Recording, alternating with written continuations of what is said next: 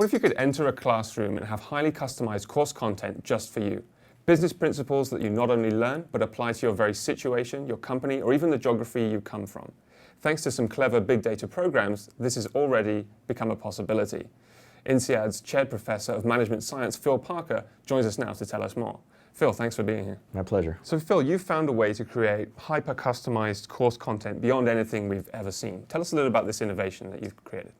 Okay, well, the basic idea is that people seem to be able to have greater traction and ability to kind of implement what their learnings are if the materials are highly customized to themselves. The story begins with me thinking about a 12-year-old student who's trying to learn physics. About 80% of kids generally don't enjoy physics because it's just not interesting. It's about pulleys and levers. It's not really close to their context in life. At the age of 12 years old, what are kids really interested in? They're interested in surfing, ballet, jazz, football, etc. So the way we typically deliver a physics course, and the reason why so many people don't like physics, it's the same physics book for each person. Question, what if each person in the room could have their own physics book, but it's highly tailored to exactly what they're most interested in? So if I'm interested in surfing, I would open the book up. It would be about surfing, and you would learn about everything you would need to know about physics, but at the same time learning how to improve your surfing skills. So for example, you'd learn about friction, centripetal forces, everything about physics, but still within the context of surfing. So not only do I get excited about physics, but I actually improve my performance while I surf. So we take that principle that the more tailored the content is to the actual individual, the more I've been thinking that this kind of concept can apply in executive education or any form of education. I happen to be an HR leader. I'm in an industry such as specialty chemicals, and I'm interested in exporting or importing to and from China. The materials that I would be most interested in should reflect that level of interest. And so I started working several years ago on trying to customize content to that level of granularity so that each person in the room gets a completely different amount of content and type of content based on who they are and what their aspirations are. It's the antithesis of the Harvard case method, where everyone receives the same case study, they discuss it from the context of the manager in the case study, not their own context and not their own particular interests. So that's kind of the broad area that I'm working on, highly customized content within the classroom.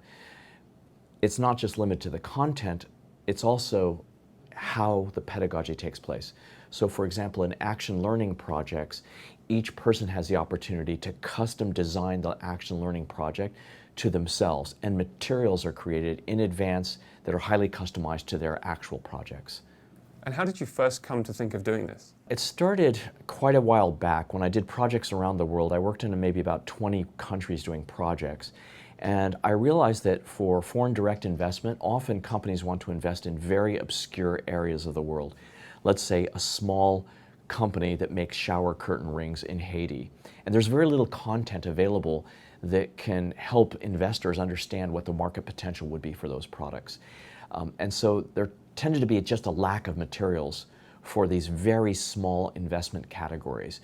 Highly customized content would be required. Unfortunately, there was no ability to create such content 20 years ago or so. In the same vein, by language, I was working in what you might call underserved languages.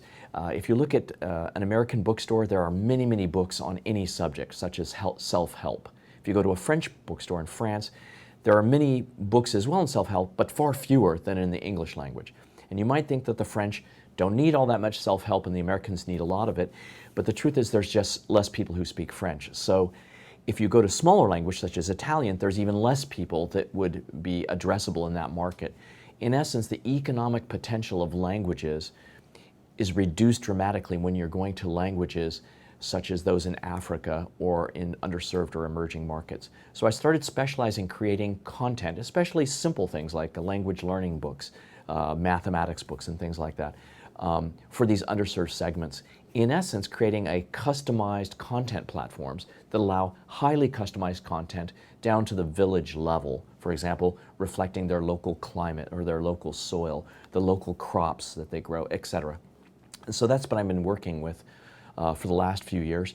And I'm now bridging that concept to executive education, where each individual participant feels like the materials has been developed explicitly just for them.